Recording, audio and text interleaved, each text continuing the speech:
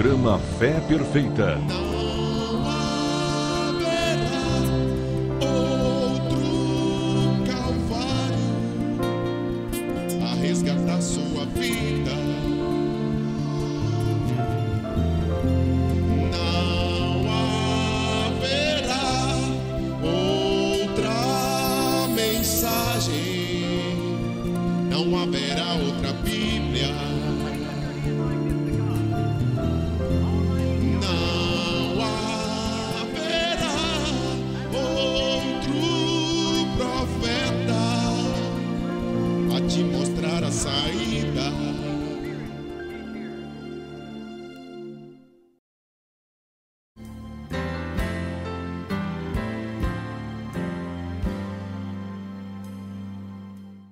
Nós gostaríamos de cumprimentar a todos os nossos telespectadores, dizendo que tem sido um privilégio muito grande da parte de Deus poder entrar na sua casa, no seu estabelecimento, para falar a palavra de Deus.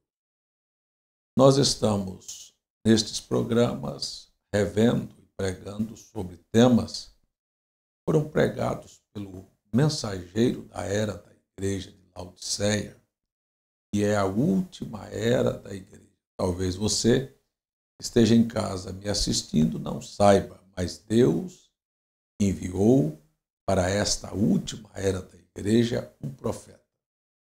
Isto é tão simples e tão fácil a compreensão que, se você notar, a igreja ela é comparada nas Escrituras com uma grande lavoura. 1 Coríntios, capítulo 3.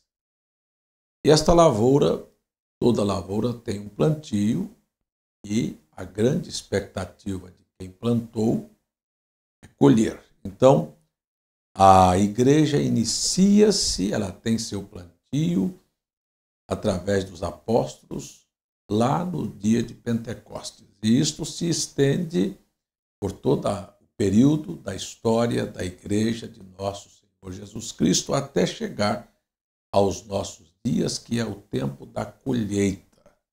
Então, como é que se tem uma lavoura? Você pega um grão, por exemplo, de milho e lança no solo. Quando ele brota, ele não tem nenhuma aparência com o grão que foi plantado. Depois você tem o crescimento, o caniço, depois você vem o sabugo com a formação da espiga, mas na espiga, lá no final, tem o grão, semelhante ao que foi plantado. Então, preste atenção que quem vai para o celeiro não é a palha, não é o caniço, nem são as folhas, mas o grão. E o grão é exatamente como foi no princípio. Então, já para você entender, igreja nenhuma, pessoa alguma irá para o celeiro, para o céu, no arrebatamento, se não tiver o mesmo evangelho e o mesmo comportamento dos crentes da primeira era da igreja. Isto é o que nós estamos fazendo dentro desta programação. A primeira era da igreja teve o seu início com um profeta, o apóstolo São Paulo, profeta e doutor dos gentios. A última era da igreja, ou seja, antes que a igreja vá no arrebatamento, Jesus prometeu que o profeta Elias voltaria para restaurar todas as coisas. São Mateus 17, verso 11. Isto também é uma escritura que está no livro do profeta Malaquias. E antes do grande e terrível dia do Senhor, Elias viria primeiro. Então, esta era gentia termina nesta hora com um profeta. E este profeta pregou mais de 1000 mensagens que nós estamos anunciando através dos nossos cultos pela internet e também dos nossos programas. Hoje nós vamos falar sobre um assunto que é muito propagado, porém de forma pervertida, e é sobre a graça de Deus. Então aqui está a mensagem da graça pregada pelo profeta William Branham em 1961. A leitura que nós teremos é Zacarias capítulo 4. Eu vou ler do verso 6 e o verso 7, para não ficar muito longa a leitura.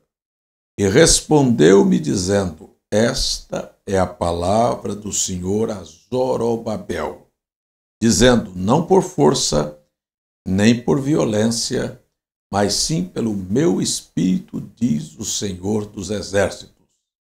Quem és tu, ó grande monte, diante de Zorobabel?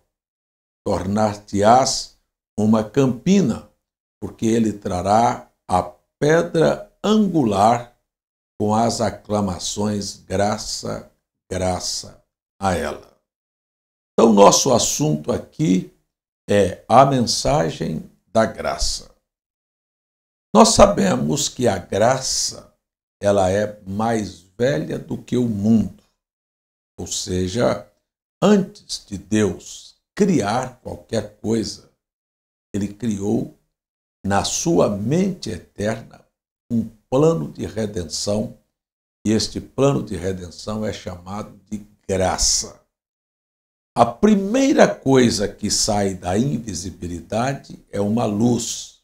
Esta luz é o Logos, que mais tarde vai condescender e vai se encarnar e vai ser chamado de Filho de Deus. E isto é, por que Deus teria que tomar a forma de um homem? Que Deus fez o homem à sua imagem e semelhança. E então este homem é colocado em carne e ele fracassa. Nós conhecemos que Deus proibiu comer de um fruto de uma certa árvore que estava no meio do jardim. E aí então a mulher toma deste fruto, o homem conscientemente entra no pecado por amar aquela mulher e trouxe para todas as gerações subsequentes o desastre que nós estamos contemplando nos nossos dias de doenças, de cemitérios, de tristezas, de dores, de lágrimas, de presídios, de hospitais e, sobretudo, daquilo que mais dói no coração do ser humano, que é a perca dos seus entes queridos e a sua própria saída aqui da terra, que é a morte. Este é o prêmio do pecado. A Bíblia chama a morte de o salário do pecado. Isto é simples de se entender. Você trabalha e depois, no fim do mês, você recebe o seu salário. O homem transgrediu e nasce em pecado. Só para você entender, não é preciso, nunca um pai ou uma mãe ensinou um filho a fazer as coisas que faz. Você não ensina uma criança a morder no seio da mãe. Você não ensina uma criança a bater no rosto da mãe. Muito pelo contrário, os pais corrigem isso. Aqueles que são bons pais. Quem ensinou uma criança a mentir, ser falsa? Sabe quem é? O próprio instinto pecaminoso. Então, o homem nasce fazendo estas coisas, herança deixada geneticamente por Adão e Eva. E todos nós nascemos como pecadores e no final recebemos o salário da nossa passagem pela terra, que é a morte, que é produto do pecado. Lá no Gênesis, quando o homem falhou, parecia que aquele lugar bonito, agradável, perfeito que Deus tinha criado para Adão e sua família, com a transgressão parecia que havia como que uma cortina negra, um pano preto, uma sombra escura foi projetada aqui na terra. Aquilo é o símbolo do pecado. Deus não mandou um anjo. Isto é simples e fácil de você entender. Deus, ele próprio veio procurar Adão e Eva. Isto por si só já se chama graça. É o favor que o homem não merece. Ele veio atrás de Adão. Adão havia se escondido atrás das árvores e cozido para si um avental. Esta é a maneira que todos nós conhecemos do homem sempre dar uma desculpa, fazer um meio, achar que aquela cobertura que ele fez vai tampar o seu pecado. Deus nos conhece atrás das nossas roupas. Deus conhece você, senhora, senhor que me assiste. Você pode ter cabelo branco, você pode ser um homem com aparência dura e séria, mas você sabe quantas coisas erradas e falcatruas e mentiras e hipocrisias e falsidades e até roubos e adultérios você esconde atrás dos seus cabelos brancos e da sua cara feia, inclusive atos imorais. Deus conhece todos nós. Ele sabia que por trás daquela roupagem de Adão estava aquilo. E que ele tinha vindo aqui para sentenciar Adão e Eva e a serpente, que era o terceiro que estava envolvido naquele episódio. Deus, então, os chamou para uma conversa para ali. Foi estabelecido na terra o primeiro trono de julgamento. Deus teria que honrar sua palavra. Ele disse: no dia em que dele comer, certamente morrerás. Então, quando ele chama Adão e Eva e diz: você comeu da árvore, Adão não foi verdadeiro. Adão deveria ter dito: comi, Senhor, pequei e transgredi. Ele passou a bola numa força de expressão para frente. Ele disse: foi a mulher que tu me deste. Já viu que o homem normalmente não assume sua posição. Ele tem uma desculpa, ele tinha uma folha de figo. As pessoas querem tapear a Deus dizendo que vão à igreja, que tem uma religião, que dão dízimos, que dão ofertas, que cantam no coral ou que são pregadores. Isto não satisfez Deus. E Deus, então, tratou com a mulher. E a mulher disse: não, foi a serpente que me enganou e eu comi. Veja, sempre tentando passar para frente. Então vem a sentença para o homem, comer do suor do rosto. Veio a sentença para a mulher, dar à luz com dores a filhos. E veio a sentença para a serpente ser um animal rastejante. Deus expulsou Adão e Eva do Éden, mas antes de fazê-los, sacrificou um animal, tirou a pele dele e vestiu Adão. Isto para mostrar que a roupagem que o homem faz não serve, mas que ele teria uma roupa para Adão e Eva. Em outras palavras, eu quero dizer a você que religião não serve, sabe? Mas a única coisa que servirá e para o homem se cobrir diante de Deus é o sacrifício que o próprio Deus efetua.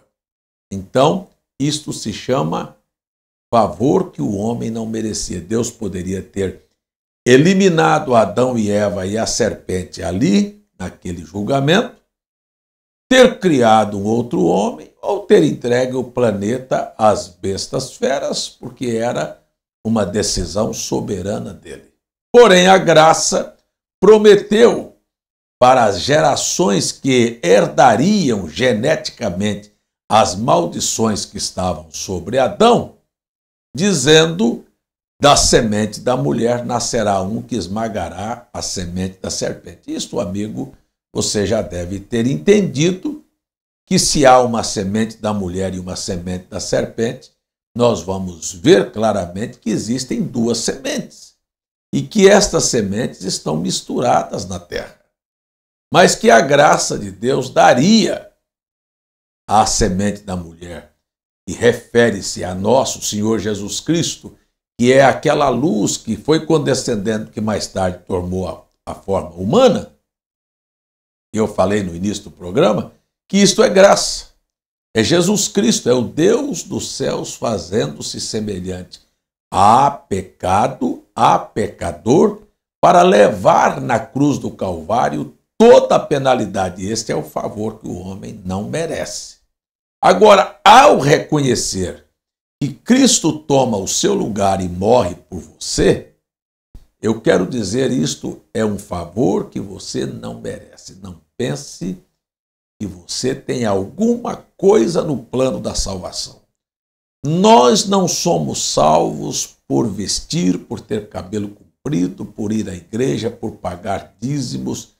O homem não se salva por fazer qualquer sacrifício, carregar pedra na cabeça, rezar 20 Ave Maria e fazer promessa a Nossa Senhora, aí não sei mais aonde, ao Padre Cícero. Isto não salva ninguém. Nem mesmo vir e carregar a Bíblia e ler a Bíblia e vir à igreja salva ninguém. O que salva o homem é a fé no sacrifício vicário de Cristo no Calvário e aquele homem reconhecer que é um pecador, que é um miserável, que está condenado e que ele, se morrer naquela condição, irá para o inferno. Mas que Deus oferece um favor. E é o arrependimento e uma oportunidade de recomeço.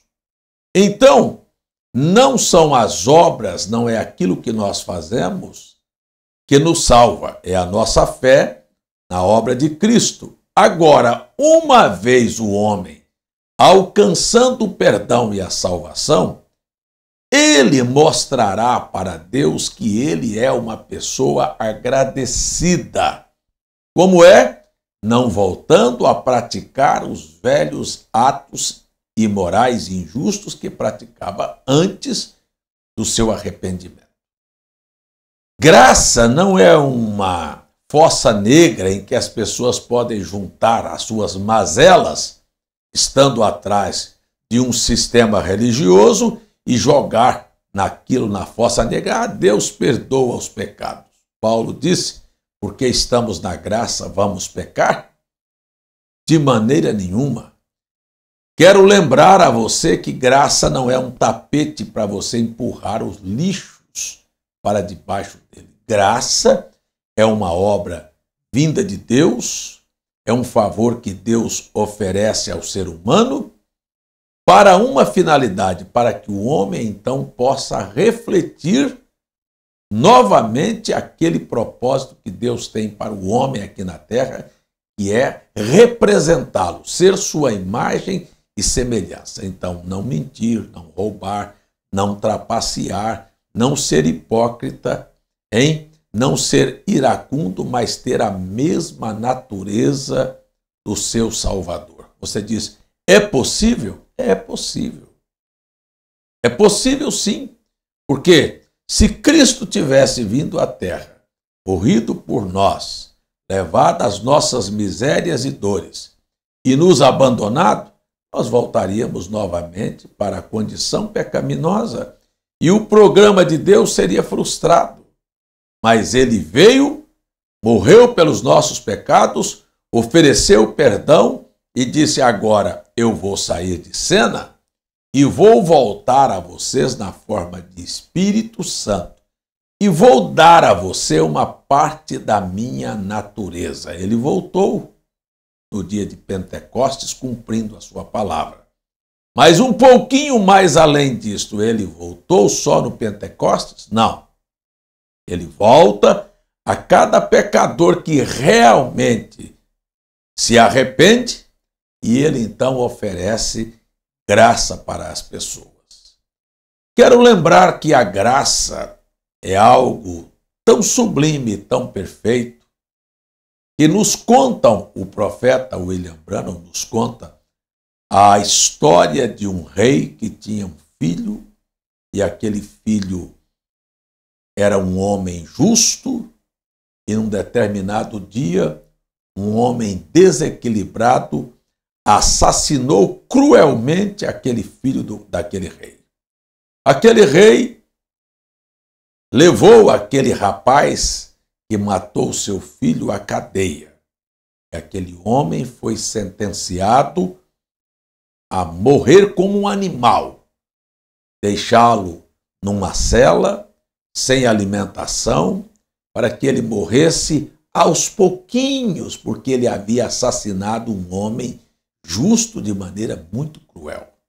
Aliás, matar é uma coisa que está dentro dos mandamentos de Deus para que o homem não faça.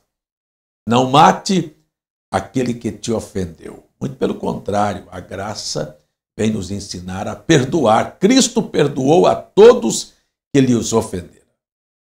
A graça não permite você matar. E não se mata apenas com faca ou com revólver. Pode matar a influência de uma pessoa. Ao desmoralizá-la, você pode matar através das inseticidas que se colocam na alimentação para que o homem possa comer. É matar o semelhante aos pouquinhos por causa de dinheiro. A alimentação está toda híbrida. É para matar as grandes indústrias de refrigerantes, de cigarros, de bebidas. São homens com o coração apenas voltado para o dinheiro, matando o seu próximo. Mas você pode ter uma coisa que mais mata homens, sabe? É o engano da religião. É o diabo que não mata apenas o corpo, mas mata a oportunidade que Deus oferece para as pessoas de um verdadeiro arrependimento, de uma verdadeira relação com Ele, a apenas uma filiação numa igreja.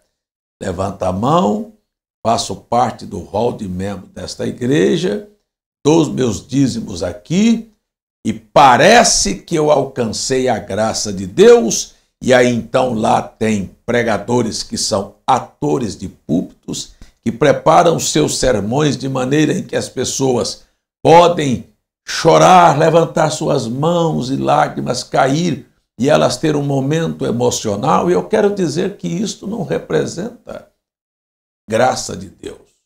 Emoção você sente no circo, emoção você sente no estádio de futebol, emoção você sente no teatro. Há tantos outros lugares em que os seres humanos se emocionam. Isto não quer dizer graça de Deus. Graça é algo que tira de dentro de você e que traz um temor reverencial a você e tira de dentro de você o desejo de fazer tudo aquilo que ofende a Deus. Então aquele homem matou o filho do rei. E o rei um dia resolveu visitar aquele homem naquela cela, já estava magro, sua boca ressecada, vários dias sem alimentar, nu, deitado como um animal no canto daquela cela. Aquele rei desceu e foi até as partes mais baixas daquela prisão. E disse para aquele homem: por que você matou meu filho? E aquele rapaz disse: por causa da minha inveja, do meu desequilíbrio. Teu filho era um homem bom e honrado. Eu o matei porque eu sou mau. Então disse o rei, virou as costas e se foi. Chegou em cima, tomou todas as acusações que haviam contra aquele homem, que ele deveria morrer como um animal, e disse: ele reconheceu sua maldade, sua crueldade, seu desequilíbrio. Disse aquele rapaz ao rei: eu vou morrer porque eu reconheço que eu matei um homem injusto. Matei um homem injustamente. Um homem justo injustamente. Ora, aquilo mexeu profundamente no coração daquele rei e ele chegou lá em cima e disse: pegue todas as acusações que tem contra aquele moço e rasgue. E voltou e disse para aquele moço: De hoje em diante você vai se assentar no trono em que meu filho iria se assentar e você vai ser meu filho de hoje em diante. Veja, de um ato desastroso a uma transformação de um príncipe a um filho do rei. Esta é a graça que vem e pega pessoas que reconhecem que estão perdidas e que vão para o inferno por merecimento. Não me venha com blá, blá, blá e conversa mole. O ato é reconhecer que está perdido. Então acha-se graça no coração de Deus. E Deus então pega o passado de uma pessoa e rasga, e na linguagem da Bíblia joga no mar do esquecimento e faz com que aquele assassino, mentiroso, adúltero, ladrão, sabe, aquele injusto, seja transformado num filho de Deus e possa assentar-se com ele no seu trono. Oh, que ato de graça é este! E a graça não é uma história que eu vim te contar para você fazer parte de uma igreja. A graça é esta que entra na sua casa nesta hora, através deste programa, e disse para você de maneira clara, assim: você quer se assentar comigo? Você quer uma chance? Você quer uma oportunidade? Então precisa se arrepender, mudar de posição, tomar uma decisão definitiva com Deus. Isto é a graça de Deus, não é procurando aquele filho ou um presidiário apenas, está procurando você que se esconde atrás da sua roupagem, ou da sua igreja, ou dos seus cabelos brancos, ou da sua desculpa que você é muito jovem, mas você conhece as maldades da sua vida. E há um Deus te oferecendo uma oportunidade através deste programa. Você quer? Deus Pai, oro que o Senhor ajude a cada uma pessoa a fazer uma revisão introspectiva e, encontrando as fraquezas, as falhas, as mentiras que é própria do ser humano, possam de fato dizer: isto me levaria para o inferno. Senhor, perdoe aquele que sabe que está errado e que quer uma oportunidade. Então entre nesta casa com graça e salve esta pessoa. Em nome de Jesus Cristo te peço.